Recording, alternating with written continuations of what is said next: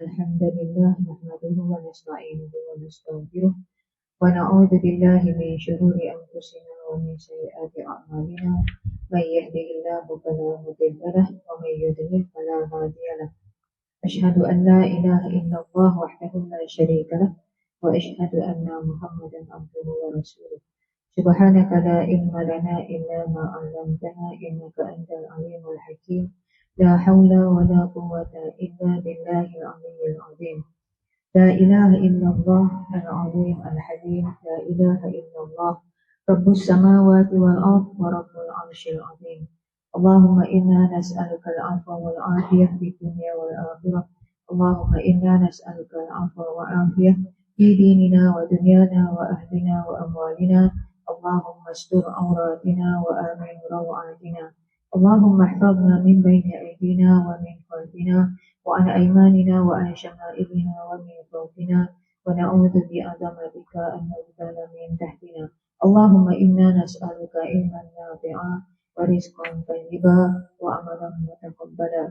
Bismillahilladzi la yadurru ma'a ismihi syai'un fil ardi wa la fis sama' wa huwas sami'ul 'alim. Bismillahilladzi la yadurru ma'a ismihi syai'un fil ardi wa la fis sama' wa huwas sami'ul 'alim. Bismillahilladzi la yadurru ma'a ismihi syai'un fil ardi wa la fis sama' wa huwas sami'ul 'alim. Allahumma inna nas'aluka khairan hadzal yawm fathahu wa nasrahu wa nurahu wa barakatahu wa hudahu wa na'udzu bika min syarri ma fihi wa syarri ma ba'dahu. Assalamualaikum warahmatullahi wabarakatuh. Hari ini kita sambung bab 19, bab fiman sanna sunnatan hasanatan aw sayyi'atan. Bab orang yang menunjukkan jalan yang baik. Bab fiman sanna sunnatan hasanatan aw sayyi'atan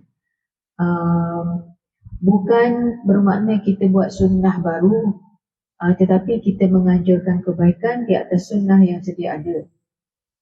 Tapi kita mengajak kepada kebaikan. Bab orang yang mengajak kepada jalan kebaikan. Sunnah tu sebab sebenarnya jalan. Sunnah at-tariqah. As-sunnah makna dia at-tariqah. Sesiapa yang membuka jalan kebaikan, jalan untuk mengamalkan kebaikan, ataupun buka jalan untuk orang buat keburukan. Tapi bukan sunnah baru. Macam tu. Di atas syariat yang sedia ada, kita tunjukkan kebaikan supaya orang pergi kepada syariat yang sedia ada, pergi kepada agama yang sedia ada. Ada sahabat baru nampak ni kan? Ada sahabat baru, kita bagi dulu.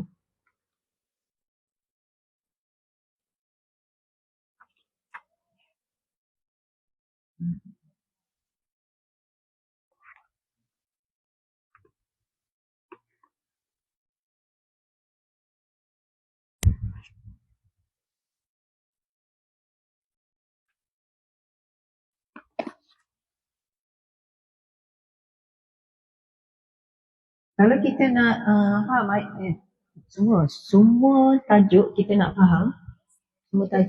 faham, file belum ada. Datang minggu depan insya-Allah bagi file.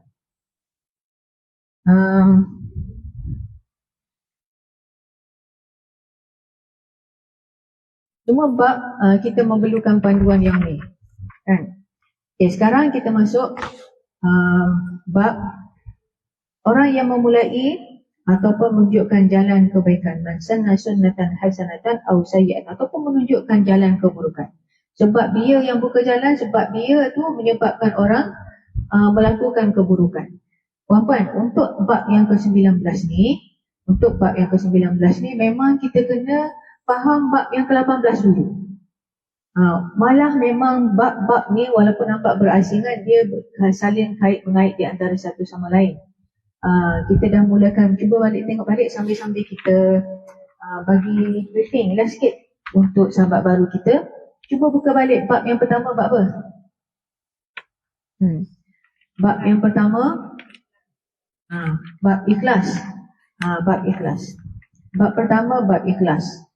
Bab ikhlas ni kunci dia apa dia? Kunci dia apa dia? Kita bila tengok bab ikhlas ni, kita ingat apa dia mula-mula dulu?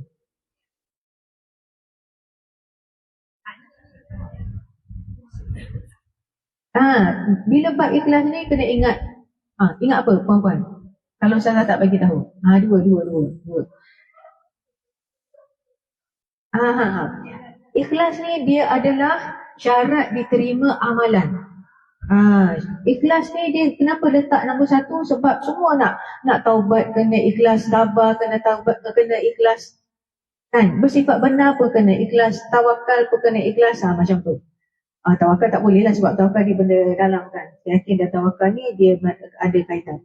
Tapi kalau nak istiqamah pun ikhlas, diawali dengan ikhlas kepada Allah. Orang nampak kita tak naklah buat tu, kita nak istiqamah. Tapi kita nak istiqamah tu bukan kerana Allah, boleh jadi. Boleh jadi. Jadi ikhlas ni dia adalah syarat amalan diterima oleh Allah Subhanahu Wa Taala. Kalau tidak, dia jadi debu yang berterbangan, tak terima. Balik ke akhirat besok, tengok-tengok tak ada benda tu. Tak ada. Macam wang palsu, habis palsu. Amalan tanpa ikhlas. Tapi ikhlas sahaja tidak cukup. Dia dua syarat amalan diterima oleh Allah Subhanahu Wa Taala. Yang pertama ikhlas, yang kedua bab yang ke-18. Bab yang ke-17, 18, bahkan 16, 17, 18 tu untuk syarat yang kedua, iaitu mesti mengikuti as-sunnah.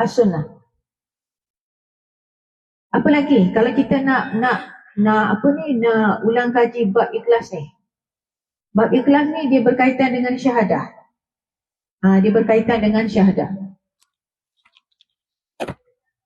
Harap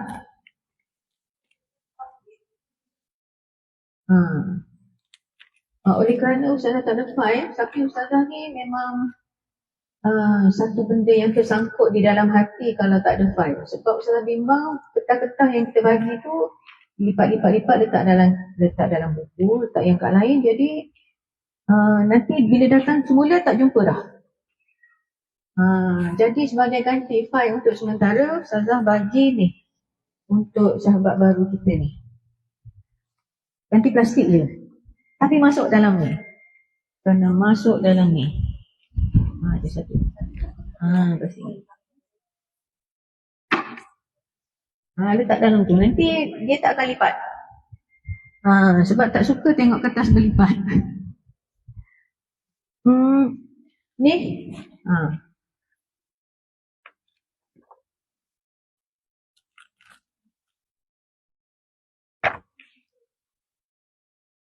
Satu-satu semula. Ini kertas pertama. Ini helaian yang pertama. Sebab apa? Sebab ini adalah basic dalam agama kita. Kita kena tahu dari mana kita ambil agama kita. Dari mana kita ambil agama kita? Tiru orang? Tak, kita tak tiru orang. Sebab tradisi macam tu, tak. Agama kita bukan berdasarkan tradisi. Ikut budaya setempat, adat setempat, tak. Agama kita bukan mengikut adat setempat. Agama kita asalnya datang daripada ni, wahyu. Wahyu ni apa dia? Message. Bahasa mudah, message. Message daripada siapa? Daripada Allah kepada utusannya lah, para rasulnya, kan? Jadi rasul yang terakhir yang kita kena ikut ialah Nabi Muhammad sallallahu alaihi wasallam, Rasulullah sallallahu alaihi wasallam. Kemudian wahyu diturunkan kepada Nabi Muhammad sallallahu alaihi wasallam selama 23 tahun. Lebih kurang. Jadi selama turun tu banyaklah, kan, itulah panduannya kepada kita. Sekarang di mana letaknya? Wahyu tidak diturunkan lagi kepada sesiapa. Dan apa yang telah diturunkan kepada Nabi Muhammad sallallahu alaihi wasallam itu kekal menjadi panduan kepada umat Islam. Ni, Ustazah pun letaklah titik-titik ni untuk grab perhatian. Apa dia nak letak dalam kurungan tu, titik-titik tu? Wahyu tu apa dia sekarang yang ada pada kita sekarang? Kita kena tahu bahawa panduan wahyu ada pada kita sekarang, iaitu Al-Quran dan Hadis. Al-Quran tidak boleh difahami sendiri tanpa panduan daripada Nabi Muhammad SAW. Gitu. Al-Quran wahyu. Al-Quran adalah wahyu. Semuanya kalamullah. Manakala hadis adalah kalam Nabi Muhammad SAW. Hadis ialah apa dia hadis? Hadis ialah apa yang disandarkan kepada Nabi Muhammad SAW, sama ada perkataan, perbuatan, sifat dan pengakuan Nabi Muhammad SAW. Itu hadis. Itu hadis. Perempuan. Kalau bila Nabi kan pada masa zaman Nabi Muhammad SAW ada orang mari semayang. Lepas tu dia pun Nabi duduk depan, dia pun sebut belakang tu kan, Sami Allahu liman hamidah Rabbana lakal hamdu hamdan katsiran tayyiban mubarakan hamdan katsiran tayyiban mubarakan itu kan katsiran hamdan katsiran mubarakan macam itulah. Sekarang kita keluar cepat. Jadi yang disebutkan oleh sahabat itu, kemudian Nabi panggilkan, Nabi puji, itulah pengakuan. Jadi yang dibaca oleh sahabat itu, hamdan katsiran tayyiban mubarakan fih, dia adalah hadis. Maknanya seolah-olah ia datang daripada Nabi Muhammad SAW sendiri, walaupun yang dibaca mula-mula itu ialah sahabat. Sebab apa? Sebab ada pengakuan daripada Nabi Muhammad SAW. Setelah tiadanya Nabi Muhammad SAW, ada dia tak jadi hadis dah. Kita zaman sekarang, kita pun nak buat macam-macam kan.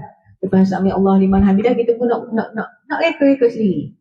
Kita kata dah sahabat dulu reka. Sahabat dulu tu ada pengakuan daripada Nabi Muhammad SAW. Dia jadi hadis lah tu.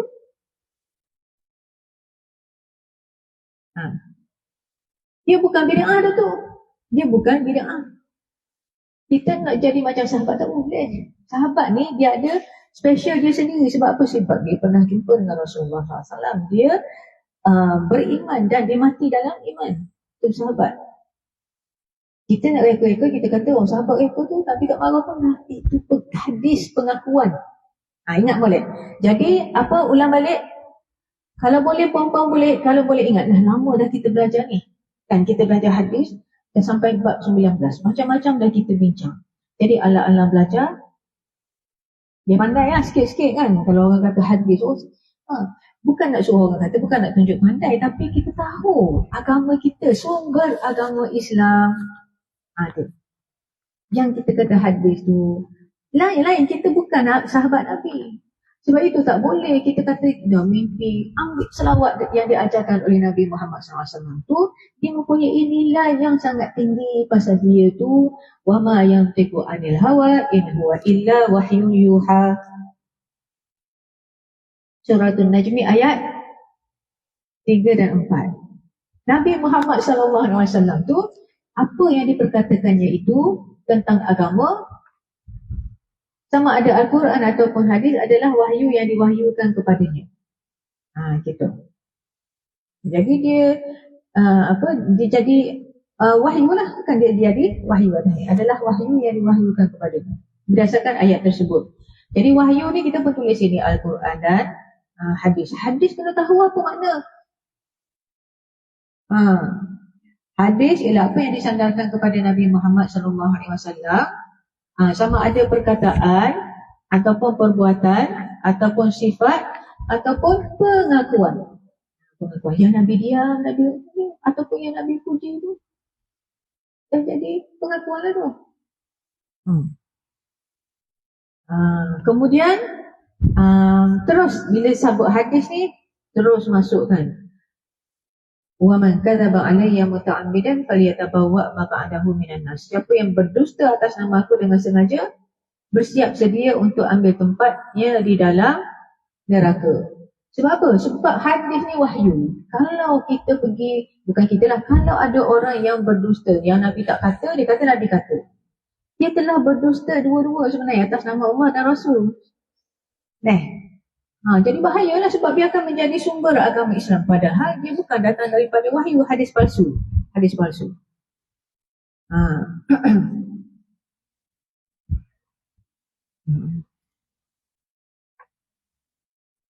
Contoh hadis palsu yang popular. Bulan Rabiul Awal. Hadis palsu yang popular dalam bulan Rabiul Awal. Sesiapa yang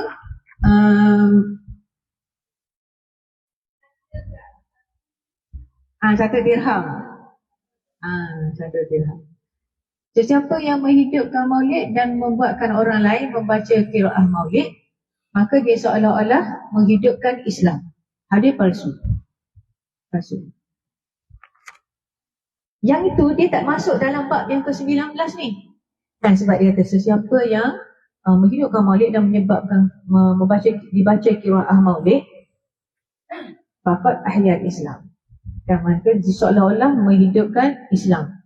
Seolah-olah dia membuat sunnah baru kan, menganjurkan kebaikan, menunjukkan jalan kebaikan. Yang menyebabkan siapa yang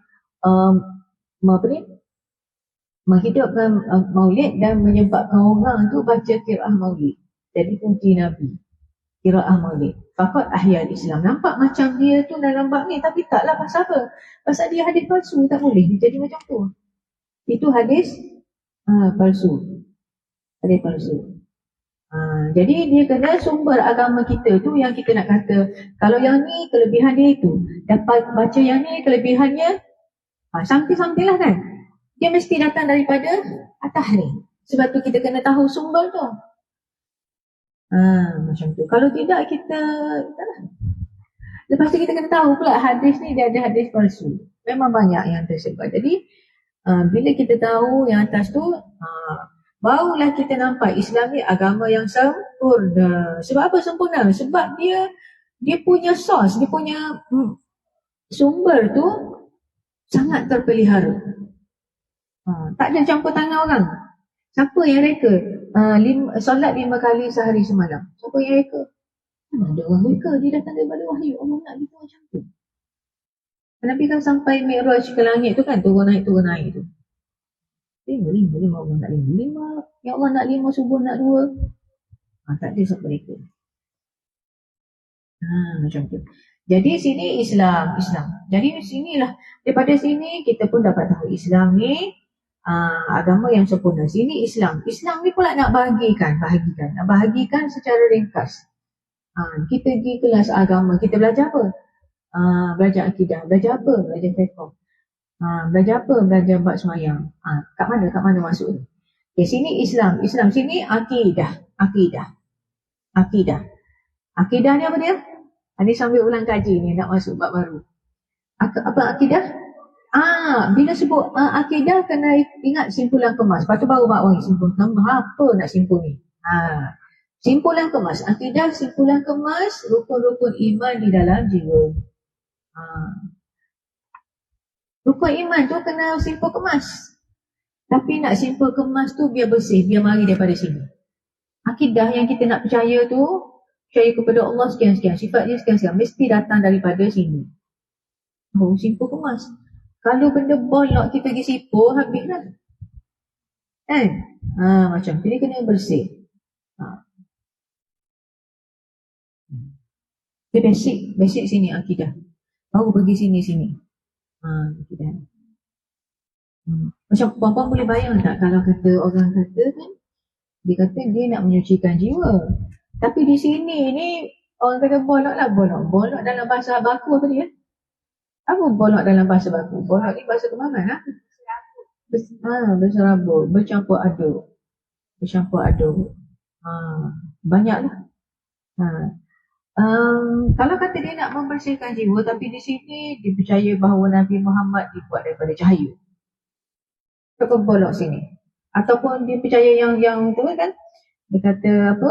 Nabi Muhammad tu jelmaan Tuhan. Boloklah sini.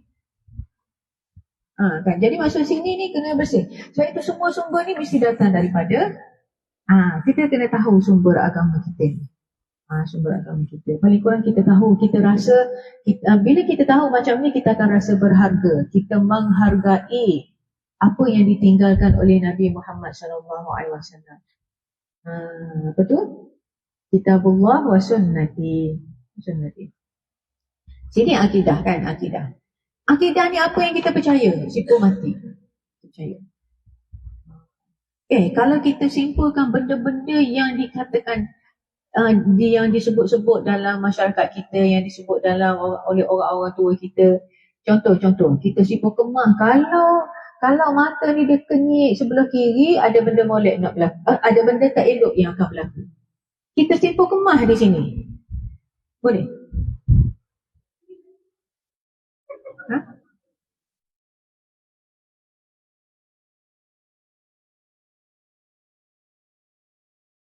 Kita percaya macam tu. Siapa suruh kita simpulkan benda-benda itu di dalam jiwa kita? Siapa suruh? Memanglah, kan? Setiap hari ada je sepak. Setiap hari ada orang mati. Kenyik mata orang sungguhlah nak mati orang tu. Padahal tiap-tiap orang mati. Tiap-tiap orang mati. Tiap-tiap orang, betul lah, tiap-tiap orang mati. Tiap-tiap hari orang mati. Kita bergantung kepada kita bergantung kepada kita kenyik mata atau tidak.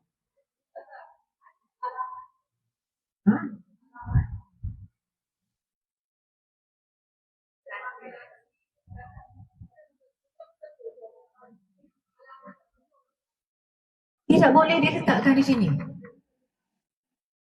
Masalahnya telah diletakkan di sini. Kalau kita percaya benda tu, apa yang tindakan kita? Kita tak keluar rumah. Contoh. Contoh apa dia? Contoh tak keluar rumah lah contoh. Dia akan membantutkan usaha kita seharian. Tawakal kita kepada Allah. Dia membantutkan tawakal kita kepada Allah.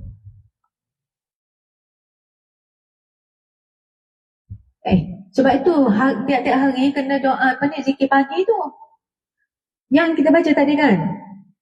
Asbahna wa asbahal mulku lillahi rabbil alamin. Semua mata, kenyik mata semua kita. Dia yang mentadbir alam ini. Asbahna wa asbahal mulku lillahi rabbil alamin. Allahumma inna nas'aluka khaira hadzal yaum. Ya Allah, kami mohon kepada dengan nahnu ataupun dengan ana. Allahumma inna nas'aluka khaira hadzal yaum. Ya Allah, kami mohon kebaikan pada hari ini. Fathahu wa nasrahu wa nurahu wa barakatahu wa hudahu wa na'udzubika min syarri ma fihi wa syarri ma ba'da. Dan kami mohon perlindunganmu daripada keburukan yang ada padanya dan keburukan yang ada pada selepasnya. Habis cerita, kenyik mata ke, tepuk tangan ke, pewak lalu ke, tak ada apa dah. Kita bergantung kepada Allah.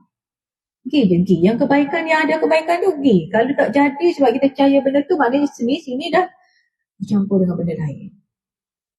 Tidak bertawakal penuh kepada Allah. Sebab itu doa yang diajarkan oleh Rasulullah SAW ini penting untuk membentuk nafs kita tu. Pemikiran kita, nafs kita. How we feel and think. Doa tu membantu kita. Dia zikir pagi tu malah. Rajin pula nak ambil, cari alamat. Kalau alamat gini, rajin pula pergi cari. Gitu kan. Dia akan mengganggu tawakal kita kepada Allah. Kalau letak di sini, jadi kita usik lah. Apalah nak berlaku ni? Kan? Mata kenyik tadi, fikir. Apalah nak mati ni? Siapa nak mati? Memang ada orang mati hari tu. Confirm. Kenal ataupun tidak kenal. Kebetulan dapat berita orang tu mati. Kata dah. Padahal memang ada orang mati. Setiap hari orang mati. Kita yang letakkan benda tu di sini. Tidak. Kemudian sini syariat. Jadi nak letak di sini, nak simpul kemas di dalam hati, di dalam jiwa tu, kena datang daripada sini. Yang kita kena percaya tu, 6 tu lah. 6 dan komponennya. Kalau beriman kepada Allah, kita mesti beriman kepada Allah sebagai Rabb, sebagai Ilah, dan kepada semua nama-nama dan sifat-sifat yang dinyatakan dalam wahyu ni lah. Komponennya tu kan. Nampak macam simple. Rukun iman, 6 perkara. Sebut-sebut habis. Tapi itulah kan komponen. Kemudian beriman kepada Nabi Muhammad SAW. Ikut sunnah dia. Kalau beriman kepada Allah dan Nabi Muhammad, contoh 6 rukun iman ni, beriman kepada Allah, kemudian beriman kepada Rasul. Yang pertama sekali, Nabi Muhammad SAW. Buka petang ni pula. Kan? Yang ni dia ada kaitan dengan ikhlas, dia ada kaitan dengan yang ni. Malah inilah basic kenapa Islam kita ni, siapa nak masuk Islam kena syahadah. Dia bermula daripada penghayatan syahadah. Penghayatan syahadah. Kan? Ini untuk sahabat-sahabat baru kita, saya memang sengaja buat besar, kemudian ruang kosong tu banyak. Kenapa? Kerana kita dulunya kita memang buat terjemahkan satu-satu word by word ni. Sebab ilah tu kita tak nak diterjemahkan sebagai Tuhan sahaja. Sebab banyak sebab dia tu kan, dia akan beri kepada surah An-Nas berkait-kait, tak apa. Jadi asyhadu, apa dia, saya bersaksi ana bahawa sebiji-sebiji ni serampang, bukan sekadar serampang dua mata, serampang banyak mata. Jadi serampang ni apa dia, puan-puan? Cikgu? Untuk apa? Senjata untuk apa? Tangkap ikan? Serampang dua mata yang tu macam tombak lah, tombak yang tangkap ikan kan? Dia ada dua kan. Yang ni bukan serampang, bukan tombak yang satu mata, serampang dua mata ni dah jadi gerak-gerak. Gerak dah gerak. Gerak ni memangnya banyak mata. Tu. Jadi kita buat macam ni, maknanya bukan macam gerak, maksudnya dengan banyak tujuan. Lama-lama kita akan dapat setiap perkataan bila kita biasa dengan kalimah per kalimah. Okay, balik semula ke sini. Jadi asyhadu an la ilaha illallah, bila kita ikrar, kita sebut dengan keyakinan di dalam hati, kita sebut dengan lidah, dan kita azam untuk melaksanakannya. Saya bersaksi bahawa tiada Tuhan yang mesti disembah melainkan Allah. Ilah tu apa dia makna? Ilah, Tuhan yang mesti disembah. Ilah. Dia tak jadi. Kalau orang yang nak memeluk Islam, dia tak bolehlah sebut asyhadu alla rabba illallah. Kan? Rabb tak boleh. Sebab apa? Sebab makna dia lain-lain. Maknanya dia tak sama. Kemudian wa asyhadu anna Muhammadar Rasulullah, dan saya bersaksi bahawa Nabi Muhammad itu utusan Allah. Lepas tu syahadah ni boleh kita nak syahadah saja. Kita percaya, lepas tu kita sebut saja. Lepas tu duduk diam. Tidak. Sebab apa? Syahadah ni dia menuntut sesuatu daripada kita. Dia claim sesuatu daripada kita. Jadi daripada kertas ni kita nota kita kena tulis sama ada depan ke belakang tuntutan syahadah. Tuntutan syahadah. Apa syahadah pertama claim daripada kita? Kita kata tidak ada, saya bersaksi tidak ada Tuhan yang mesti disembah melainkan Allah. Apa tuntutannya? Sembah tu apa makna? Panjangkan. Itu makna ilah tu. Tuntutan syahadah yang pertama, tulis itu tauhid. Kita mesti tauhidkan Allah. Kita mesti esakan Allah. Tuntutan syahadah pertama ni kan, ni syahadah pertama, ni syahadah kedua. Tuntutan syahadah pertama, tauhid. Tuntutan syahadah yang kedua, sunnah. Ikut sunnah maknanya. Dengan satu perkataan. Bila kita kata asyhadu an la ilaha illallah, tiada Tuhan yang layak disembah, yang mesti disembah melainkan Allah, maknanya kita telah berikrar untuk tauhidkan Allah. Kita kena tauhidkan Allah. Beribadah hanya kepada Dia, mohon pertolongan hanya kepadanya, bertawakal hanya kepada Allah. Sebab itu tak boleh kita kata meramal nasib, tak boleh kan. Dia bertentangan dengan tawakal. Bila kita sebut wa asyhadu anna Muhammadar Rasulullah, kita bersaksi, kita yakin bahawa Rasulullah itu Nabi Muhammad itu bersuruh Allah, utusan Allah, maka kita seolah-olah ikrar kita nak ikut dia. Sebab macam ni puan-puan, kalau ya asyhadu an la ilaha illallah, saya bersaksi tiada Tuhan yang mesti disembah melainkan Allah, kita pun kena tauhidkan Allah. Tapi macam mana kita nak tauhidkan Allah? How to itu ditunjukkan oleh Nabi Muhammad SAW. Jadi untuk mentauhidkan Allah kita kena ikut Nabi Muhammad SAW. Dia ada cara. Yang dia duk ajar kena semayang, kena itu, kena buat ini, tak boleh buat itu, tak boleh buat ini. Kan? Kena ikut sunnah, jangan reka-reka. Itulah caranya kita nak mentauhidkan Allah. Jadi sumber agama Islam tu yang basic dulu. Kemudian di sini akhlak dan penyucian jiwa. Ini sebab tu nombor satu.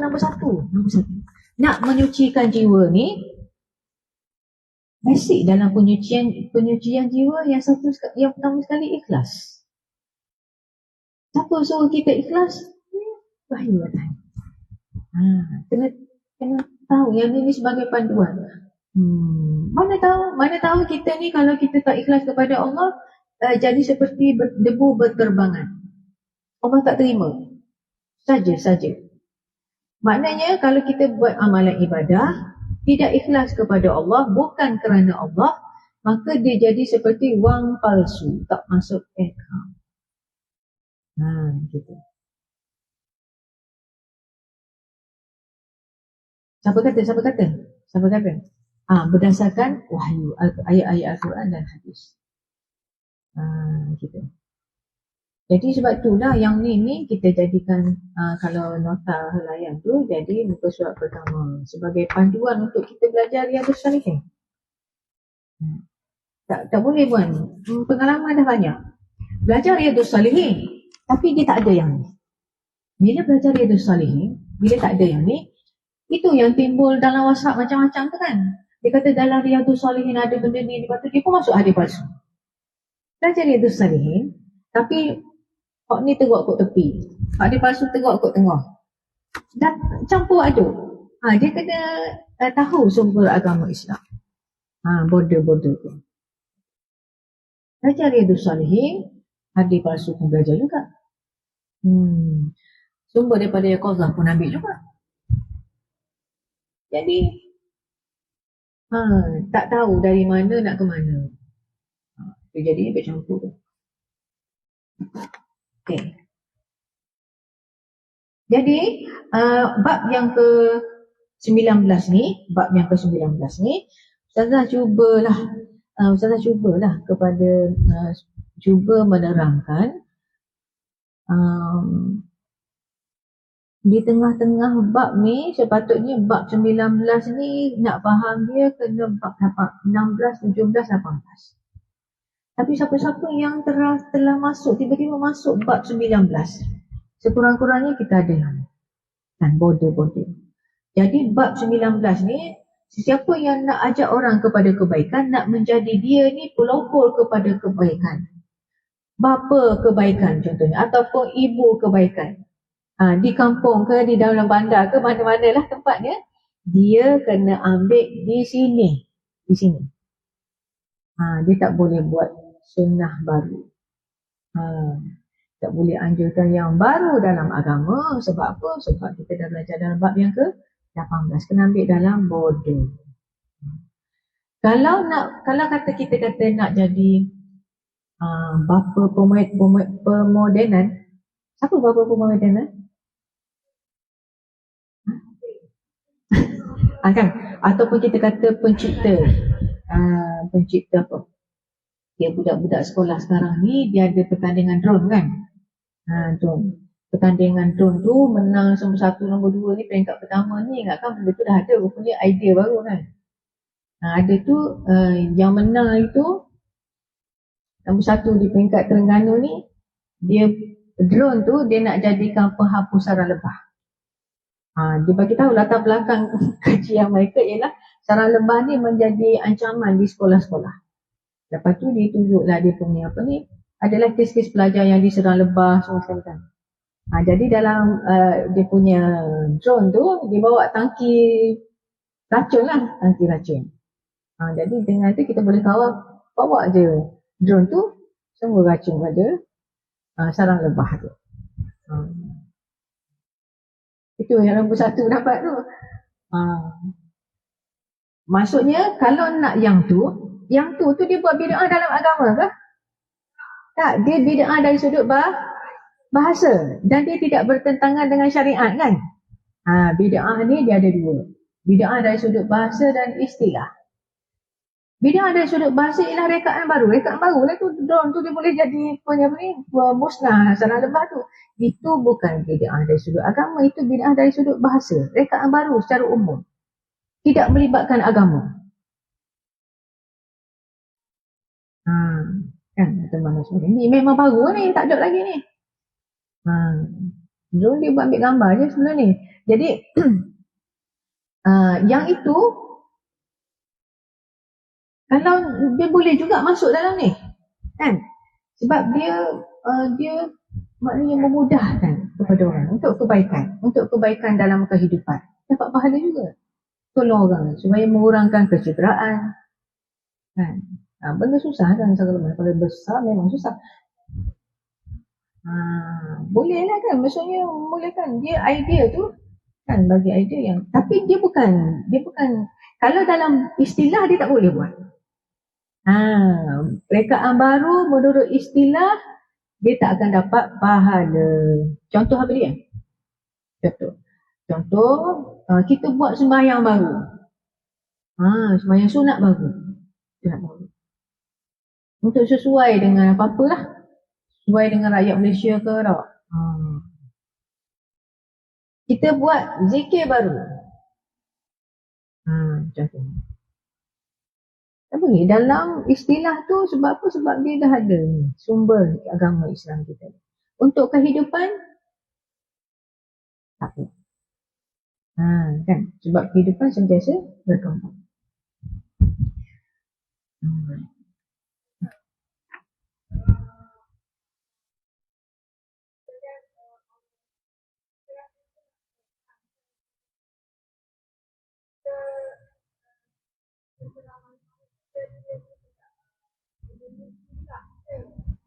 Tak, dia tak faham lah tu. Puan-puan, gini, berdasarkan pengalaman kita, ada ke satu bidang yang kita boleh terus masuk? Bidang-bidang mana kat universiti ni kita boleh masuk terus tahun 3, 4? Tak, dia kena step by step kan. Selagi dia tak faham makna syahadah, selagi dia tak faham perbezaan Rab dengan ilah, dia tak faham.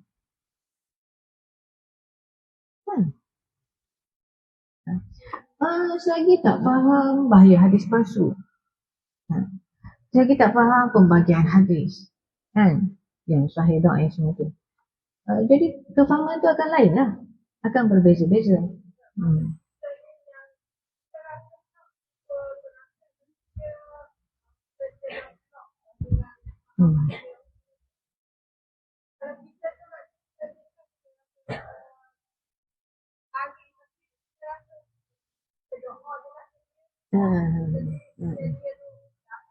Sebab itu macam tu kan. Sebab itulah kita pun faham perkataan tu, kita tak boleh paksa, kita pun hanya boleh terangkan. Macam kita berdakwah menerangkan kepada umat Islam sama je dengan berdakwah kepada orang bukan Islam. Ada yang terima, ada yang tak. Ada yang tak nak. Kita sekadar menyampaikan kebaikan tu dalam bentuk hidayah kan. Jadi penerimaan tu adalah hidayah daripada Allah Subhanahu Wa Taala. Macam di kalangan orang bukan Islam, dia tahu berhala tu dia tak bagi manfaat pun kepada dia. Dan dia tahu dia yang untuk bawa masuk rumah. Jadi, tapi sebab dah memang sebenarnya dia buat gitu. Itulah antara jawapannya. Sama lah juga. Kan lebih kurang lah. Tetapi kita sekadar menyampaikan lah. Menyampaikan lah. Sebab apa? Sebab harap-harapnya kita dapat pahala lah. Orang tak tahu kan. Macam kita dulu lah, kita tak tahu kan. Bila kita tahu, kita pun berterima kasih kepada orang ajarkan kepada kita dulu kan, sampaikan kepada kita. Macam tu lah dengan orang lain pun. Gitu. Tapi kita tak boleh nak mengharapkan, sebab kita bukan bagi hidayah. Hidayah bukan bagi kita. Kita sekadar dengar. Tak ada. Sebab itulah mula-mula sekali Selain daripada kita ada muka surat pertama, sumber agama Islam tu, kita ada doa pertama juga. Kita ada doa pertama. Doa pertama yang Ustazah bagi pada puan ni. Puan tu dia purple. Cerah tu. Doa apa tu puan? Yang besar tu. Dulu kita buat kecil, lepas tu buat besar pula.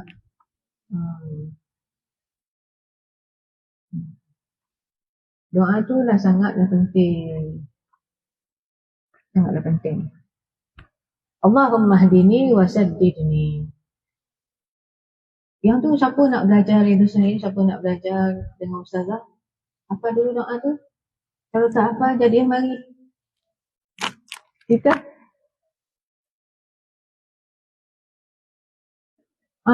gitu kan. Dah lah dua perkataan ni, Allahumma hdini wa saddidni. Apa dapat simpan saja tak amal itu tu datang daripada hadis sahih. Nabi Muhammad SAW ajarkan kepada siapa tu? Kepada sepupu dia, menantu dia. Khalifah Islam yang keempat.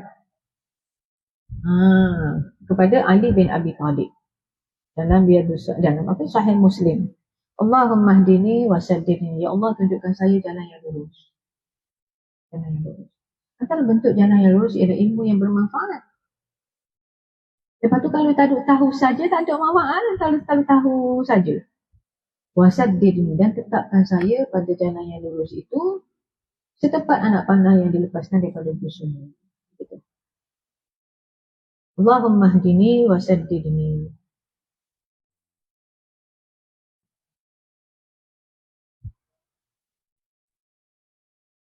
Dia kita boleh kata maknanya penjelas lah.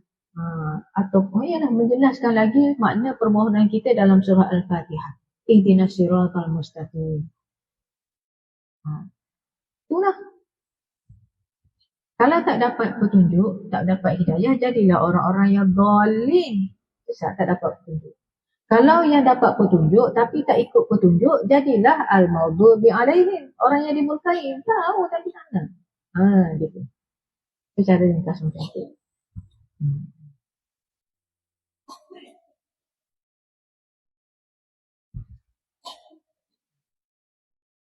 Bagi doa je lah. Selain kita doakan dia, bagi doa. Kalau dalam grup kan bincang-bincang, Ustazah ada juga kan grup-grup yang Ustazah senyap je lah. Orang masuk senyap je. Tengok perbincangan. Yang tu kata macam ni. Lah. Kalau yang dah hafal Allahumma hdini wa saddidni tu, ambil yang tinggi sikit. Allahumma rabba Jibril wa Mika'il wa Israfil fatiras samawati wal ard alimal ghaibi wasyahadah anta tahkumu baina ibadik fima kanu fihi yakhtalifun. Nampak sangat perselisihan tu kan? Ihdini lima ikhtalafa fihi minal haqqi bi'idnik innaka tahdi man tasha'u ila siratal mustaqim.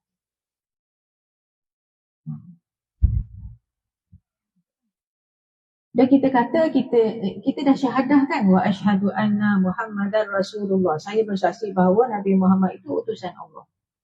Kita interaksi dengan dia tak ada dah. Kita berinteraksi dengan tinggalan dia lah. Puji-puji saja tak jadi.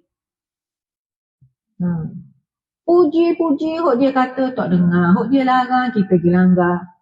Apa artinya? Kan? Tuntutan syahadah yang kedua tu ialah asnah, ikut dia. Jadi yang kecil-kecil lah doa ni kan. Sebab kecil-kecil lah doa, bukan jadi wajib. Tapi macam mana kita cinta kepada Nabi Muhammad SAW, tapi kita tak cakna pun dengan doa-doa yang dia ajar. Ada dalam Sahih Bukhari, Sahih Muslim yang tinggi-tinggi kedudukannya. Macam tu. Cinta kena ada bukti kan? Apa dia? Dengan satu perkataan. Komitmen. Komitmen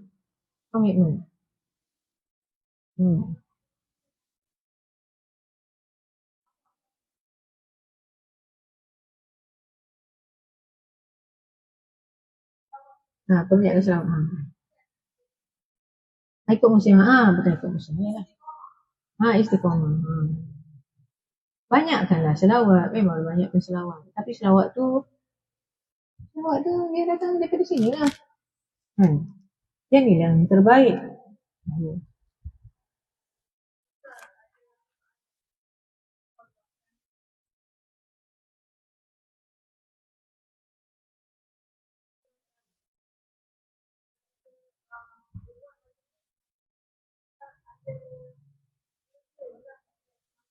Ha, ha, ha, ha.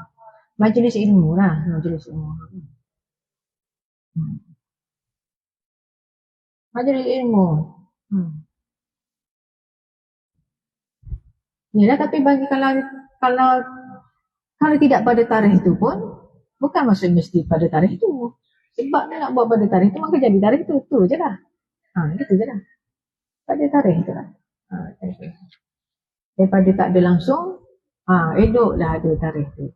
Tapi bagi orang yang tidak melibatkan tarikh itu memang selalu ada. Gitu je.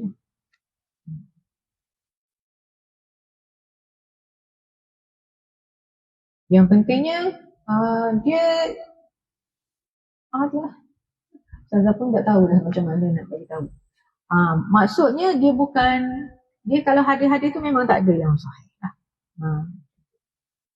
Okay, kita dah baca ayat Al-Quran tu. Dua ayat Al-Quran kan. Dua ayat Al-Quran yang menjadi dalil kepada bab yang ke-19 ni. Iaitu untuk kita ni memang diminta, kita ni memang diperintahkan supaya minta menjadi orang yang menunjukkan kebaikan, pelopor kepada kebaikan. Itulah dengan bahasa yang ringkas untuk bab yang ke-9 ni, ke-19 ni, jadilah kita kepada pelopor kepada kebaikan, bukan pelopor kepada keburukan. Pelopor. Klasik saja bunyinya pelopor. Tapi itulah jumpa perkataan yang paling ringkas. Jadi doa yang selalu kita baca tu kan, doa daripada ayat Al-Quran.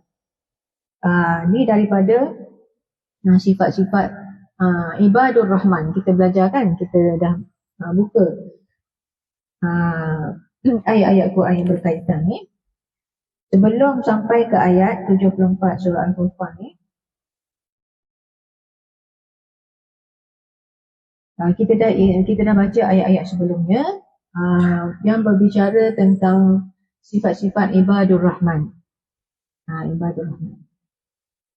Yang ni yang dah hujungnya. Walladzina yaquluna rabbana hab lana min azwajina wa dhurriyyatina qurrata a'yunin waj'alna lil muttaqina imama. Dan orang-orang yang berkata, wahai Tuhan kami, anugerahkanlah kepada kami isteri-isteri kami dan keturunan kami, zuriat-zuriat kami, penyejuk mata kami, penyejuk mata, sebagai penyejuk mata, qurrata a'yun. Jadi penyejuk mata tu dari mata turun ke hati. Mata pun sedap tengok dan menenangkan jiwa kita. Jadi dua-dua ni maksudnya penyenang hati ni, qurrata a'yun maksudnya yang menepati kehendak agama. Bukan sekadar sedap tengok, secomel saja dok lah. Wa ja'alna lil muttaqina imama, dan jadikanlah kami imam, penunjuk, ketua, pelopor kepada kebaikan. Pemimpin bagi orang-orang yang bertakwa. Pemimpin bagi orang yang bertakwa ni bukan maknanya bobok nak jadi pemimpin, bukan. Kan bahan jadi semua kena masuk pilihan raya sebab nak jadi pemimpin orang bertakwa, bukan gitu. Bukanlah maknanya. Tapi itu dalam bidang yang khusus lah. Tapi di sini kenalah dengan bab yang ke-19 ni, menjadi pelopor kebaikan kepada orang yang bertakwa. Orang bertakwa ni dia lupa juga deh. Dia lupa juga. Kalau kita memperingatkan, dia pun ingat. Banyak pahala kita. Dan yang mengambil peringatan tu hanya orang bertakwa deh. Kan surah Al-Baqarah tu. Hudan lil muttaqin. Al-Quran tu menjadi petunjuk bagi orang yang nak memelihara diri dia daripada kemurkaan Allah. Dia kalau tak ada benda tu, iman pun gitu-gitu je. Usah lagi nak memelihara diri daripada, dia tak percaya lah kepada peringatan-peringatan ni. Gitu. Sebab itu nombor 1 tu akidah. Kan, kenal dengan Allah ni Tuhan kita, baru lagi ada takwa.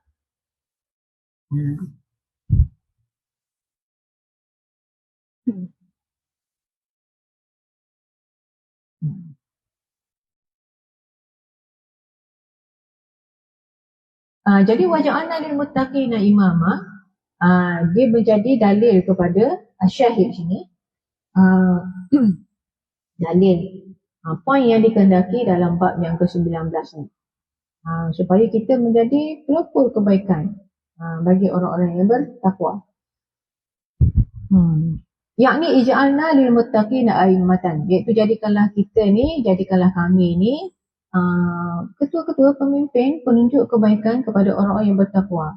Jadi orang-orang yang bertakwa tu dia akan ikut kita lah, bukan ikut, maksudnya mencontohi kita ataupun mendengar nasihat kita untuk melakukan kebaikan. Gitu.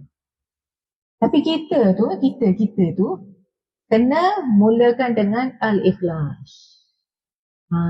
Kena mulakan dengan ikhlas. Orang ikut baru kita boleh. Kalau tidak, kalau kita tak ikhlas, orang boleh pahala kita tu. Jadi kita sebagai lilin yang membakar diri sahaja. Saja sungguh. Kena apa-apa pun kena ikhlas. Gitulah.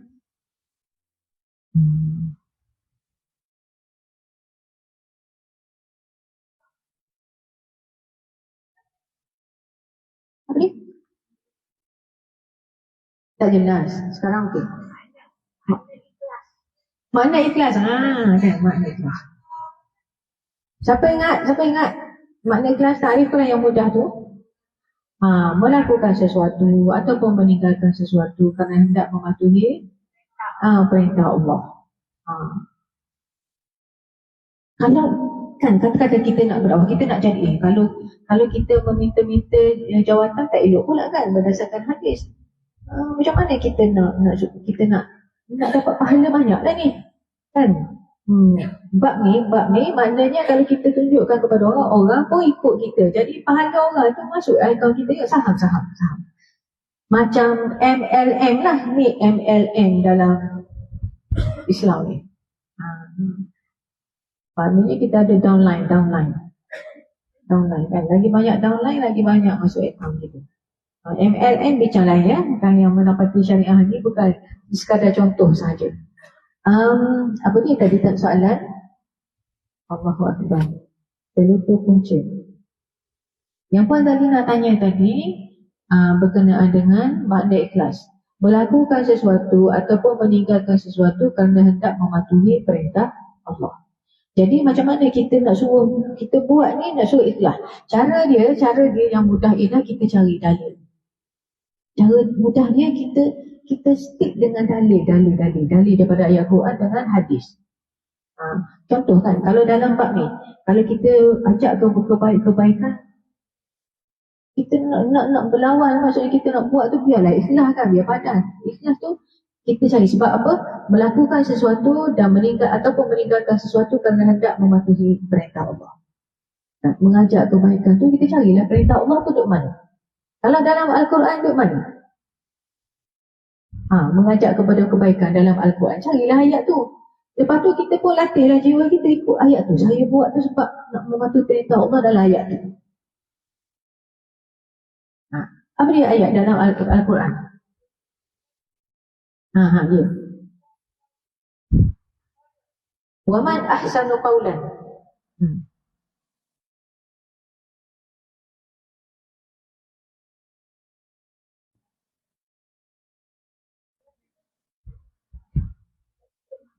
Ni.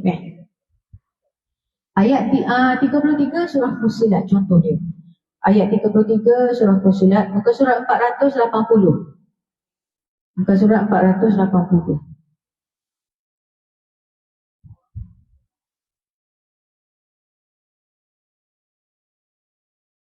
Jadi kalau dengan ada ayat Al-Quran ni, kita boleh tanyalah diri kita, kamu ni kan, kita ni betul ke ikhlas kepada Allah ni? Kan? Jadi kita monolog jiwa kita tu, monolog jiwa pun biar ada ayat Quran lah, maksudnya gitu. Supaya kita adjust, kita ulih kita punya jiwa tu.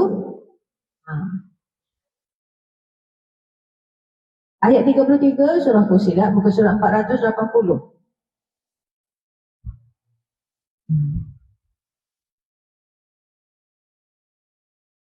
Perkataan mengajak kepada orang tu adalah perkataan yang baik kan, dipuji dalam ayat ni kan.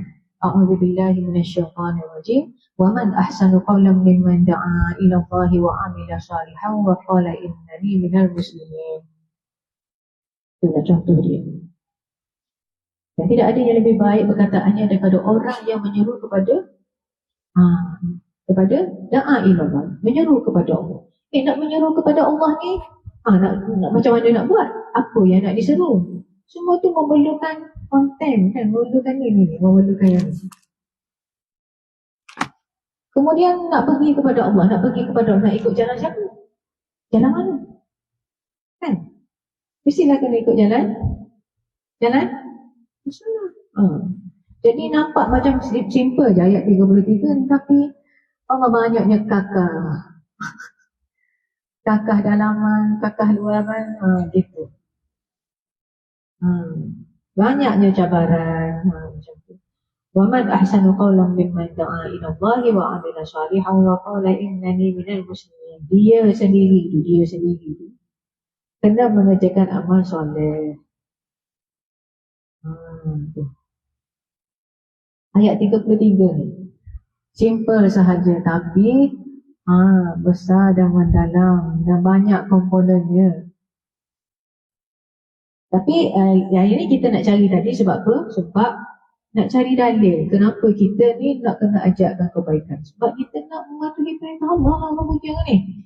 Kan wa man ahsanu qawlan mimman da'a ila Allah wa 'amila shalihan wa qala innani minal muslimin. Tapi perhatikan kan, tapi maknanya dalam ayat ni Allah sebut tentang ngajak kebaikan, tapi kita sendiri tu dua, beramal soleh dan kita benar-benar menyerah diri kepada Allah.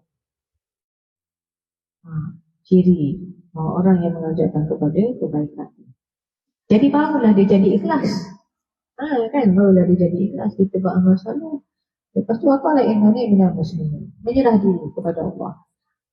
Aslam tu nafsi ilaik. Kan ada tawakal, ada makna ilah dia di situ. Kan ada makna ilah di situ. Tak tahulah kan, betul lah kan. Kadang-kadang bila kita itulah berinteraksi dengan ayat Al-Quran dan ni hadis Nabi SAW ni adalah satu nikmat.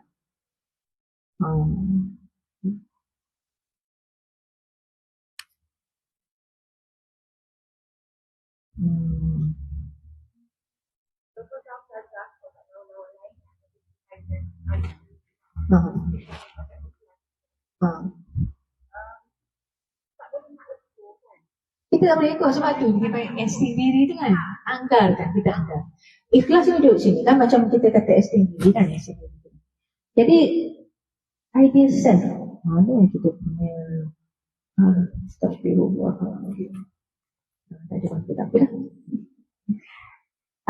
Apa ni, self yang ideal tu duduk di atas kan, kita duduk di bawah. Jadi kita sentiasa anggarkan yang disebutkan dalam ayat Al-Quran dan hadis, itulah yang ideal kan, dia kena ikhlas gini. Jadi kita pun sentiasa menganggarkan ini. Kita tak bolehlah ambil kita punya ni, lepas tu tepek tok atas tu. Jadi kita ni dah jadi apa ya?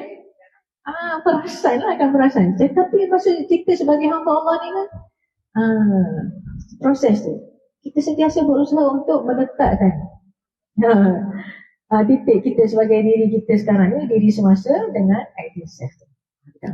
Kalau paling dekat tu sendiri tinggi kita anggaran kita, alhamdulillah, syukur. Tapi kita tak kata kita itulah kita, tak. Kita anggarkan dengan yang ideal tu.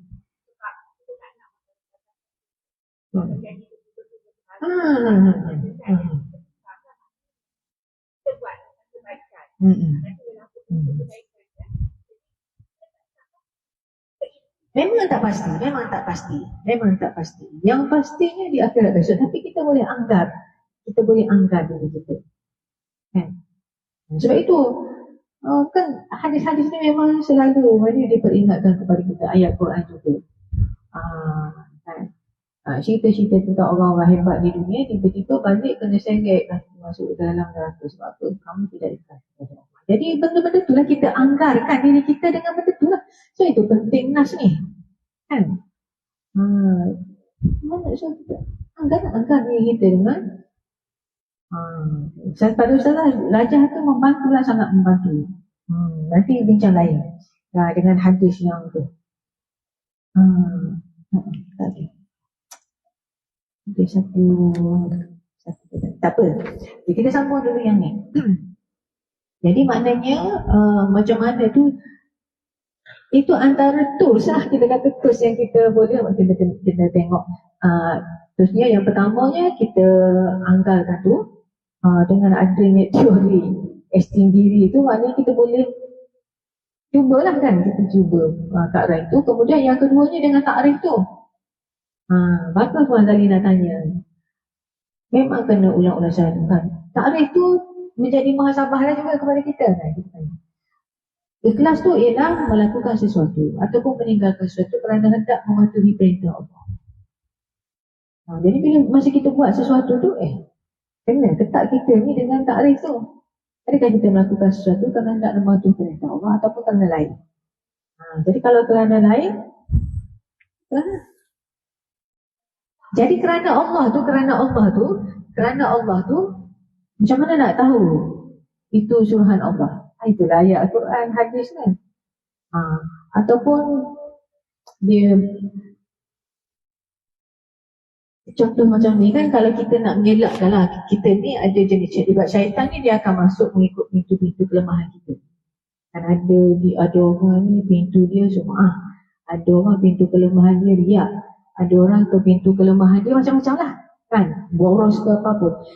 Kita kena, kalau boleh kita tahu pintu kelemahan kita, senanglah kita nak tutup. Kalau terbuka belakang pun, pokoknya kita tahu terbuka belakang. Kena banyaklah alat-alat pertahanan, kena jaring ke apa lah. Gitu. Paling kurang. Sebab apa? Memang syaitan kan, itu self-awareness. Tuhan bagi tahu kepada kita kan, syaitan ni macam mana. Jadi, contoh kalau kita tahu penyakit kita sini, kita pusing sikit. Apa dia contoh dia? Sebab ayat Al-Quran, hadis ni banyak kan, anjuran kepada kebaikan ni banyak. Contoh, kita nak buat kebaikan, kalau kita nak buat sendiri takut menunjuk pula.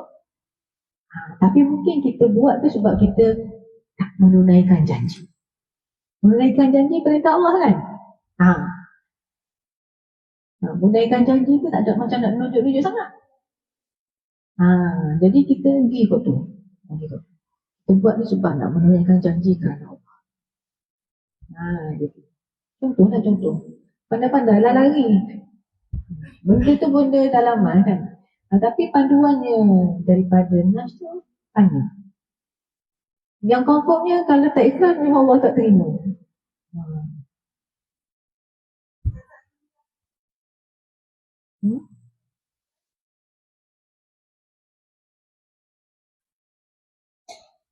Macam mana?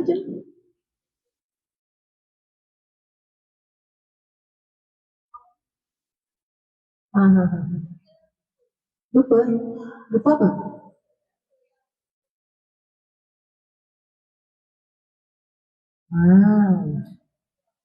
Itu yang kita nak uli tu. Yang tu kita nak adjust. Masa kita buat tu, itulah kita adjust. Kalau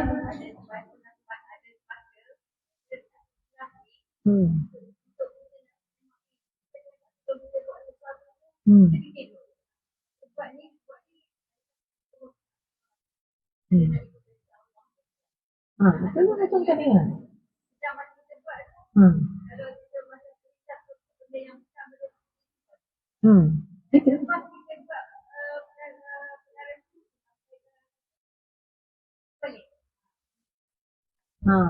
Itu bunyinya macam manuk kerja tu. Sebab tu kita sebenarnya ikut je sarangan tu kan. Mula-mula tu kena niat. Innamal a'malu binniyat. Niat mula-mula tu. Niat mula-mula tu penting. Lepas tu buat tengah-tengah tu confirm lah dia akan ada gangguan. Kita istighfar tu. Lepas tu habis sekali tu apa Nabi Ismail, Nabi Ibrahim dan Nabi Ismail apa ya? Rabbana taqabbal minna innaka antas samiul alim. Doa pula supaya Allah terima. Jadi atas satu benda tu banyak benda kita buat.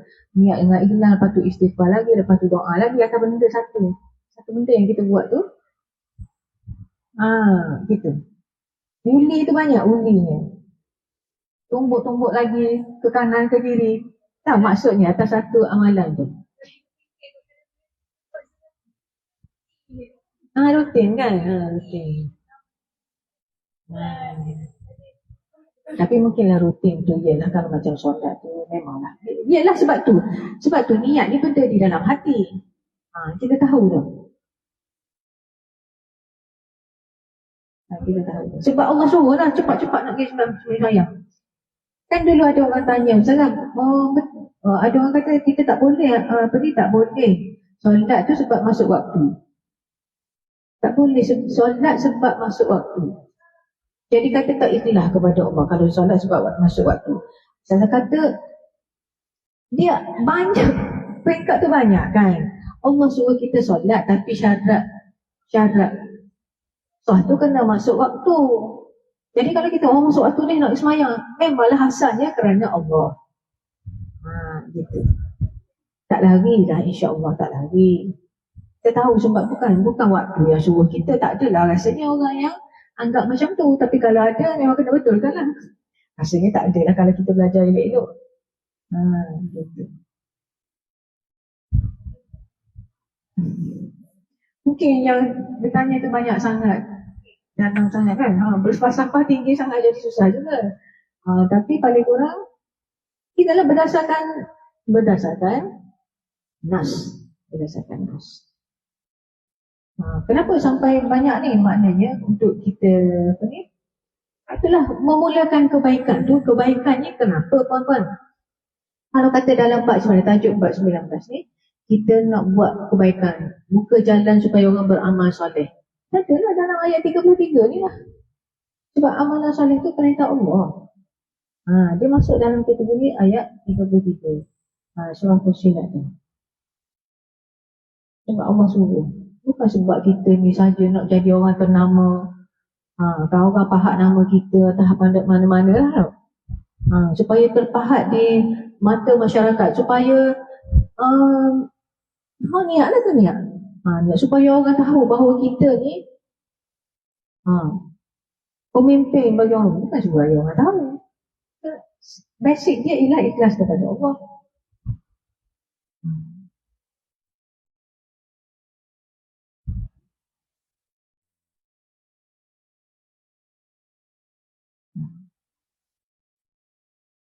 Apa yang nak dibawa, kemana kita nak bawa tu, semua yang basic lah kan. Yang asas.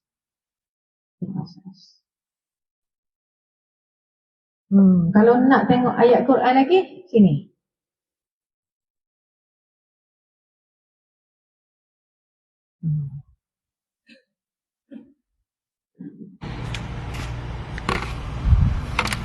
Kalau kita tengok kan, macam hadis-hadis ni, kita ni kalau boleh dalam bab agama ni depan. Macam sah pertama, sah depan.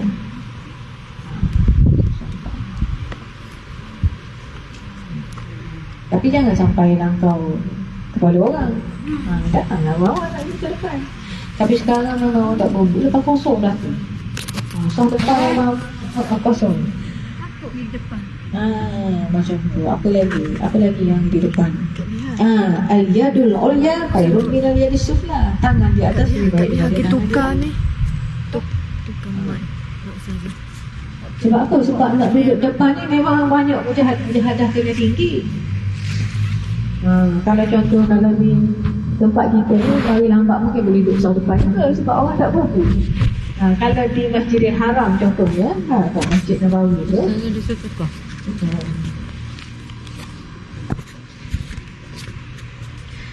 Kalau di Masjid Nabawi, Masjidil Haram, kalau tak ada mujahadah yang tinggi, tak bangun pagi, tak jalan laju-laju kan, jadi tak dapatlah yang depan tu. Gitulah je konsep-konsep ni. Sebab apa? Contoh kalau dalam dalam 7 ataupun 8 golongan yang mendapat naungan Allah tu kan. pemimpin yang adil semua tu. Apa lagi? Dia melazim masjid, dia ingat kepada Allah sendirian kan. Dia memang memerlukan mujahadah yang panjang. Dia tak jadi sendiri. Mujahadah tu lama nak mencapai tu. Dua orang yang berkasih hanya kerana Allah. Oh, nampak senang. Tapi kebanyakan persahabatan ni berdasarkan dunia. Kerana Allah semata-mata tu payah Muhammad. Ayam tapi cubalah cuba. Dia kita akan melaluinya berdasarkan pengalaman. Berdasarkan pengalaman. Kita tengok orang dengan kita. Macam tu. BFF, best friend forever. Tiba-tiba clash tak ada.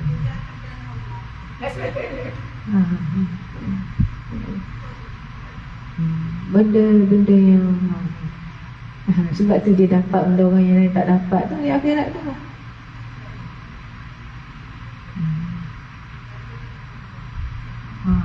Harap-harapnya dapatlah pahala menghuraikan ni. Macam ada yang satu pemuda yang tergantung hatinya dengan majikan. Kalau macam untuk kita ni dah tunggu tak tergolong daripada kalangan pemuda.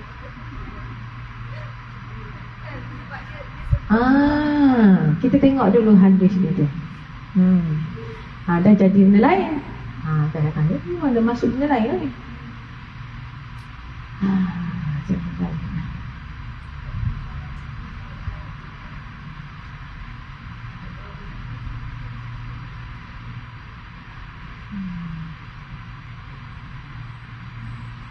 Teksnya tu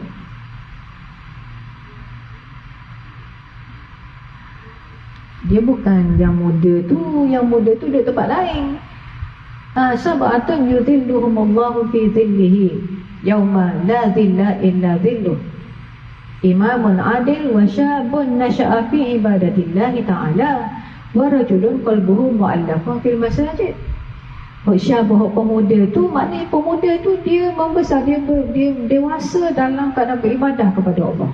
Dia tak dewasa dalam keadaan berhibur macam pemuda lain. Dia masih muda tapi macam ahli ibadah. Macam tu. Itu pemuda. Yang ketiga, warajulun qalbuhu mu'allaqan fil masjid, masjid, dan orang yang jiwanya bergantung di masjid, tergantung di masjid. Itu tak kira bukan pemuda. Bukan pemuda. Jadi tak ada apa. Rajulun. Warajulani tahabba fillah ijtama'a alaihi wa tafarraqa alaihi. Dua orang. Rajulun ni tak semestinya lelaki. Dua orang lah.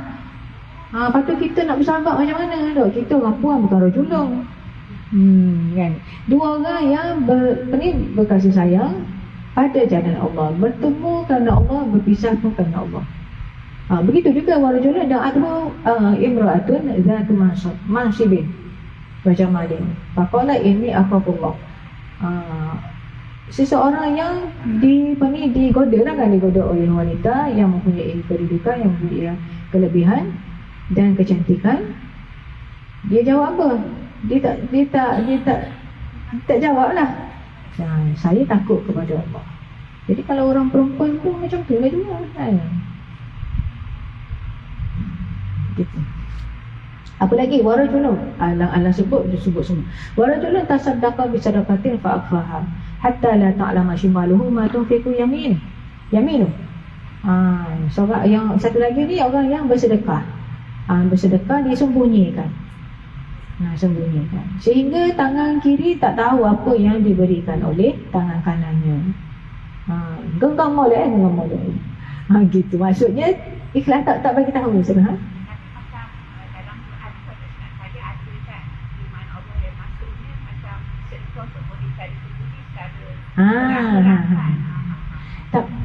Yelah, bolehlah yang secara nyata tu dengan sebab-sebab yang tertentu lah untuk menjadi contoh ataupun benda-benda yang tak boleh disembunyikan. Macam contoh sekarang ada kemudahan dari segi penggunaan grup WhatsApp kita kan.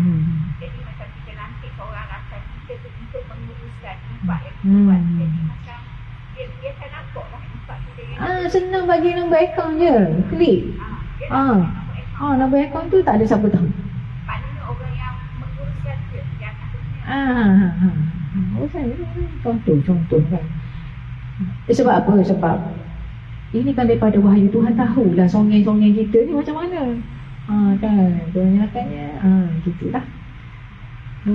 Warajulun zakarallaha khaliyan fafadal ainah. Ini pun satu lagi, seseorang yang mengingati Allah secara sendirian, bersembunyi, lepas tu nangis, mengalirlah air matanya semasa kami ingat kepada Allah.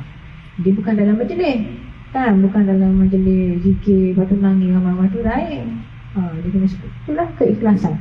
Sampaikan zikir ingat kepada Allah ni pun boleh jadi. Kalau perempuan perhatikan, dia bergantung banyak kaitan dengan ikhlas kan.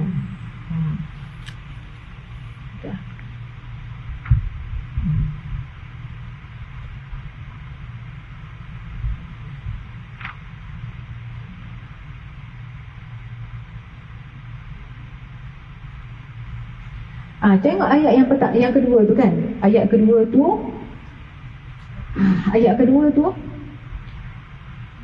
dalil yang kedua tu surah Al-Anbiya ayat 21, ayat 73.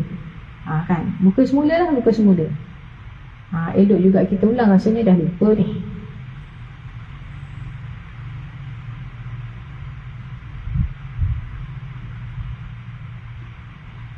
Surah Al-Anbiya ayat 73. Muka surat 328.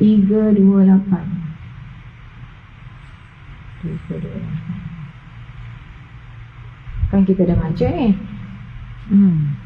Kita ulang balik. Tengok ayat 72 dulu. 71.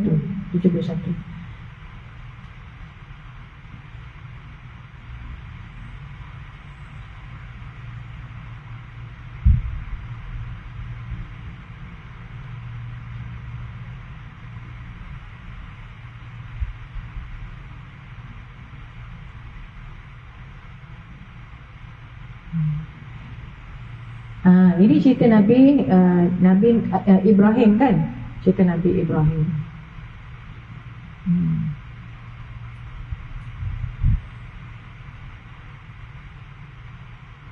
Cerita Nabi Ibrahim. Lepas tu habis cerita kat atas tu, wa najainahu wa lutan ilal ardi allati barakna fiha lil alamin. Dan kami selamatkan dia, iaitu Nabi Ibrahim dan sepupunya Nabi Lut, ke negeri yang kami limpahkan berkat padanya untuk umat manusia. Wa wahabna lahu Ishaq wa Yaqub nafilah. Dan kami kurniakan kepadanya, iaitu kepada Nabi Ibrahim lah, Ishaq iaitu anaknya dan Yaqub cucunya sebagai tambahan nafilah. Wa kullan ja'alna salihin. Dan tiap-tiap seorang dari mereka kami jadikan orang yang soleh. Lepas tu ni ayat 73 ni, wa ja'alnahum a'immatan yahduna bi amrina wa auhayna ilaihim fi'lal khairati wa iqamas salati wa ita'az zakah wa kanu lana 'abidin. Dan kami jadikan mereka ketua-ketua ikutan yang memimpin manusia ke jalan yang benar dengan perintah kami, dan kami wahyukan kepada mereka mengerjakan kebaikan dan mendirikan solat serta memberi zakat, dan mereka pula sentiasa beribadah kepada kami. Tu. Yang tu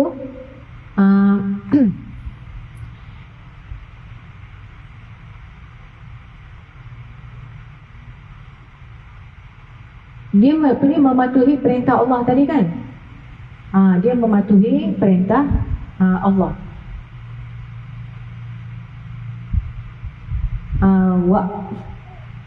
Yahduna bi amrina. Memimpin manusia ke jalan dengan benar dengan perintah kami. Maknanya mereka tu memimpin manusia ke jalan yang benar, menyeru manusia kepada kebaikan. Sebab apa? Sebab tu adalah perintah perintah Allah. Gitu. Jadi nak melaksanakan perintah Allah tu nampak macam ni lah, nampak macam senang ni kan, ayat 19 ni. Tapi cabarannya, Imam Nawawi bawakan ayat-ayat Al-Quran berkenaan para rasul. Bukan senang nak jadi pelopor kepada kebaikan tu, bukan senang. Itu poinnya untuk ayat yang kedua ni. Ai yadullunahum ala dinillahi bi amrillahi azza wa jalla. Mereka ni menjadi pemimpin bagi orang yang bertakwa, kan, pemimpin bagi manusia. Mereka menunjukkan manusia ke jalan Allah, ke jalan agama Allah dengan perintah Allah.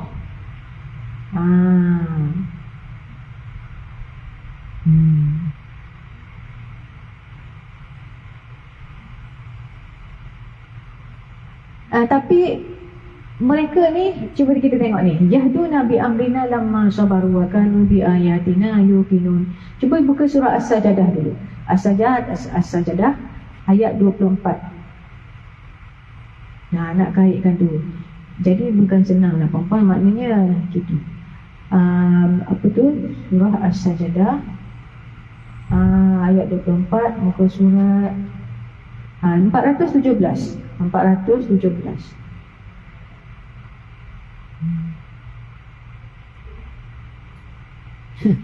Ni nak jadi ni, nak menjadi pelopor kepada kebaikan.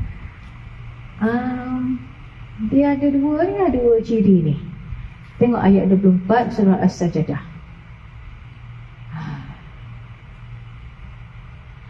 Ayat 24 surah As-Sajdah. A'udzu billahi minasyaitonir rajim. Wa ja'alna minhum a'immatan yahduna bi amrina lamma sabaru wa kanu bi ayatina yuqinun. Dan kami jadikan dari kalangan mereka beberapa pemimpin yang membimbing kaum masing-masing kepada hukum agama kami. Tu ciri dia, apa itu ciri dia tu?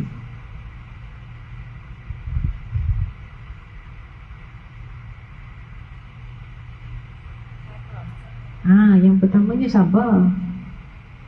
Yang keduanya yakin dengan ayat-ayat Allah, yakin dengan janji-janji Allah. Kalau tak sabar, tak yakin dengan janji Allah, dia jadi mana?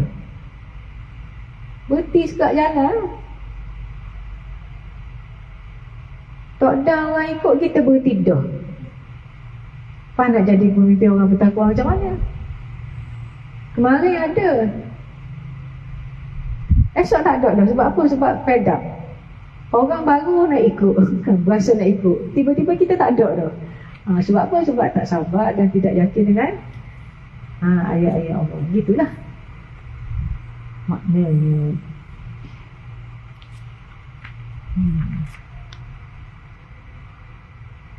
Menakjubkan. Betul lah. Sunnatullah macam tu.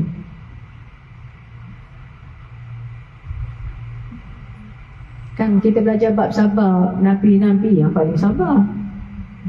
Tapi dia lah jadi pemimpin. Gitu. Jadi sabar ni kan, yang tu lah, minggu lepas kan kita sebut sabar. Nak sabar tu sabar bab mana? Sabar dalam melaksanakan ketaatan kepada Allah, sabar meninggalkan larangan Allah, dan sabar atas ketentuan Allah. Sabar di atas ketentuan Allah.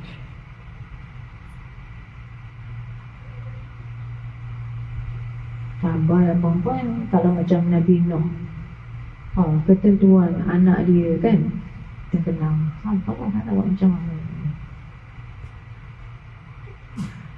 Nabi Ibrahim, ayah dia tu dengan ketentuan Allah. Macam mana kita tak ada pilihan? Kita hamba Allah, kita boleh doa je lah. Di anal insan idza nasaba nas'an. Kenapa? Yang ni kita dah sebut minggu lepas dan sebagai ulangan. Kenapa? Apabila seseorang tu dah menyatakan komitmen kan, memang niat nak amar ma'ruf nahi munkar, fala budda ayyusibahu minal adza ma yusibu. Jadi dah tentu ada cabaran-cabaran. Tentu ada cabaran-cabaran dia. Sebab apa? Sebab orang yang tidak sukakan kepada kebenaran, dia akan menjadi penentang lah. Dia fitnah, dia gitu gini. Itulah cabaran-cabarannya. Jadi sabar nombor satu. Ni kalau betul lah, kalau kan kita nak ayat apa ni, bab yang ke-19 ni, nak menjadi peloporkan kepada kebaikan. Mula-mula kita kena ikhlas kepada Allah. Ikhlas lah. Sebab apa? Sebab tadi kan ayat 33 surah Fussilat tu, Siapakah yang lebih baik perkataannya, kan? Daripada orang yang menyeru kepada Allah, mimman da'a ila Allah. Lepas tu okey lah. Okey, saya nak jadi pelopor kepada kebaikan. Anak sahut ayat 33 surah Fussilat. Apa persediaannya? Inilah persediaannya. Yang pertama, kena sabar dan kena yakin kepada ayat-ayat Allah. Kena tahu sunnatullah dalam menjadi pelopor kebaikan ataupun pelopor kebaikan, dia ada cabarannya. Nombor satu, sabar. Yang kedua, wa kanu bi ayatina yuqinun. Yakin kepada apa yang Allah beritahukan kepada kita, yakin kepada balasan baik yang Allah nak berikan kepada orang yang mematuhi perintah Allah, kepada orang yang meninggalkan larangan Allah, orang yang wafi da'wah ila Allah, dalam menyeru kebaikan ke jalan Allah. Macam tu. Kena yakin kepada janji-janji Allah. Janji-janji Allah tu nak ambil mana perempuan? Nak ambil kat mana? Sebab tu memang kita kena lazimikan nas-nas ni. Baca Al-Quran, ilmu hadis, dia jadi peringatan. Apatah lagi kita ni bukan macam orang dulu ingat belaka. Orang sekarang pun ada ingat Al-Quran, tapi mungkin majoriti kita dah ingat lah banyaknya. Jadi bila kita selalu tadabbur dan sebagainya tu, dia jadi menambahkan keyakinan kita. Maka Nabi ayatina yuqinun itu mereka. Kita pun kalau betul nak laksanakan anjuran menjadi pelopor kebaikan, itulah bekalan yang kena ada. Sabar dengan yakin janji-janji Allah. Dah boleh ke kita beramal tu sebab nak syurga yang dijanjikan oleh Allah? Boleh lah. Boleh lah, sebab itu janji daripada Allah.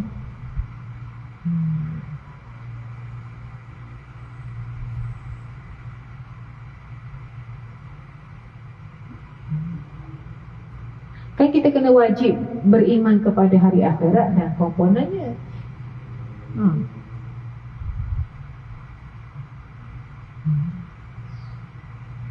Inilah kata seorang tokoh alim, disebut berdasarkan ayat tu, disebut begini: bisabri wal yaqini tanalul imamah fid din. Gitu. Dia kata dengan sabar dan yakinlah kita dapat imamah fid din, maksud menjadi pelopor kebaikan, menunjukkan kebaikan dalam agama. Kalau tanpa sabar, tanpa yakin, pada bawa diri kita lah. Gitu. Cakap kebaikan tahan lagi.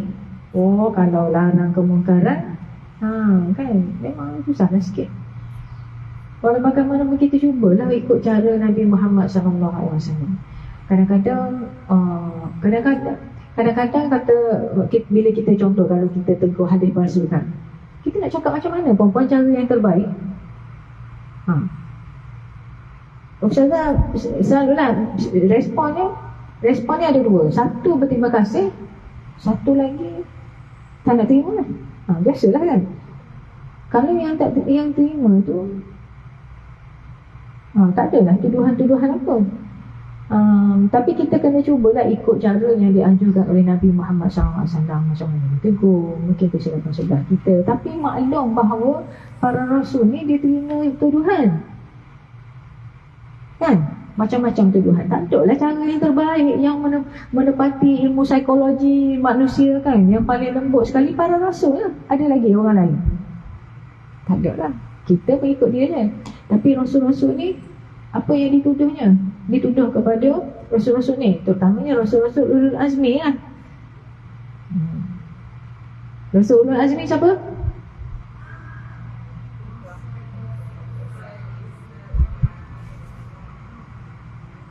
Mimim.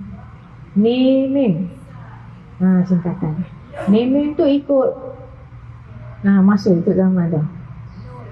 Nuh, Ibrahim, Musa, Isa, Muhammad sallallahu alaihi wasallam. Mimim masuk ulul azmi.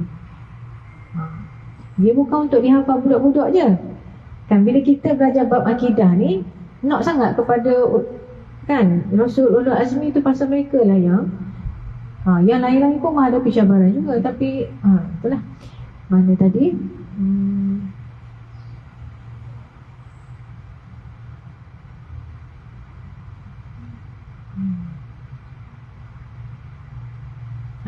Tuduhan tadi kan? Dah sorry. Apa tuduhan yang dihadapi? Tuduhan dan tindakan yang dihadapi. Tindakan Nabi Nuh nak bakar tubuh. Nabi Ibrahim alaihissalam. Patutlah macam salah sebut. Nabi Nuh, Nabi Ibrahim, Nabi Nuh dipermainkan, diejek-ejek, lepas tu ditutup telinga. Kadang-kadang lucu juga kan. Maksudnya ini lah, penolakan tu pelbagai ya Allah. Allah yang nak kita tahu macam tu. Dibawakan apa? Situasi-situasi yang dihadapi. Sampai macam tu. Nak suruh apa je Nabi-Nabi ni? Nak suruh sembah Allah je. Bukan nak ambil harta ke, suruh apa lagi. Sebab itulah Allah murka sangat kan. Rasul-rasul ni dah lah tak ada orang upah. Mana ada?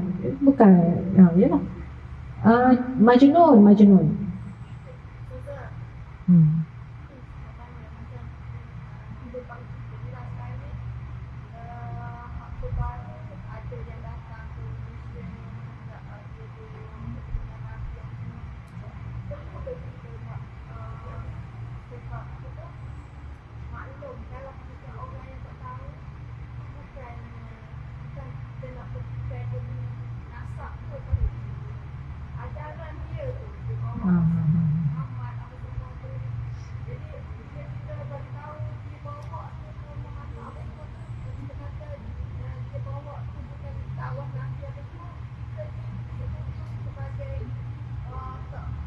Tak hormat kepada dia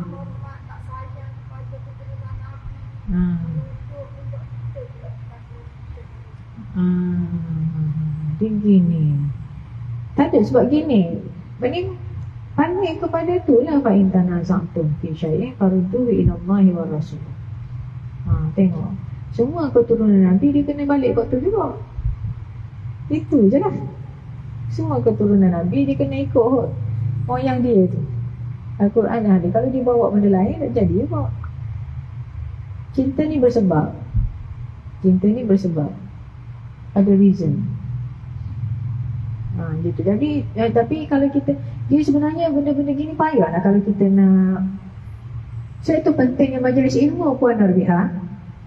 Kita tak boleh jadi kalau berbahas gitu je tak boleh. Sebab tu ilmu, majlis ilmu tu dipayungi malaikat. Bila berilmu ni dia kena ada teks kan, dia ada belajar satu-satu lah. Itulah penyelesaian dia. Kalau kita bayangkan kalau kita hadis tak tengok, Al-Quran tak buka kan, tiba-tiba nak bahas macam tu, dia kurang berkesan lah. Daripada kita tak berkesan lah. Sebab tu hadis-hadis ni penting kan. Masyarakat tariqan yaltamisu fihi ilma sahalallahu lahu tariqan ila jannah. Siapa yang melalui satu jalan untuk menuntut ilmu. Menuntut ilmu lah. Macam mana orang menuntut ilmu? Dia bukan berbahas dalam Facebook, dalam tu. Tak jadi ilmu macam tu. Tak jadi tu. Tak jadi lah. Diperlukan komitmen juga. Komitmen kan. Untuk faham komitmen. Rasanya saya katalah, segala yang baik daripada Allah, segala yang kurang daripada diri kita sendiri. Tak apalah kita tak masuk hadisnya lagi, tapi kita ulang balik dalil ayat Al-Quran tu supaya kita faham kedudukan kan tajuk kita ni. Bukan senang-senang gitulah. Macam tu. Dia melibatkan banyak benda. Tapi begitulah maknanya kalau nak jadi orang yang peloporkan kepada kebaikan, nak doa yang mana? Doa yang ni. Waja'alna lil muttaqina imama. Tapi untuk menjadi lil muttaqina imamah tu dia perlukan kekuatan, sabar dengan yakin tadi. Balik kepada doa yang basic. Doa yang basic lagi iaitu Allahumma a'inni ala zikrika wa syukrika husni ibadatik. Jadi kalau untuk menjadi pelopor kebaikan tu masuk dalam kategori mana? Kerana doa tu yang mana? Yang nak kata semua pun boleh. Allahumma a'inni ala dzikrika wa syukrika, yang penting melakon tu wa husni ibadatik. Gitu eh. Okay, kita akhiri dengan tasbih kafarah. Subhanallah.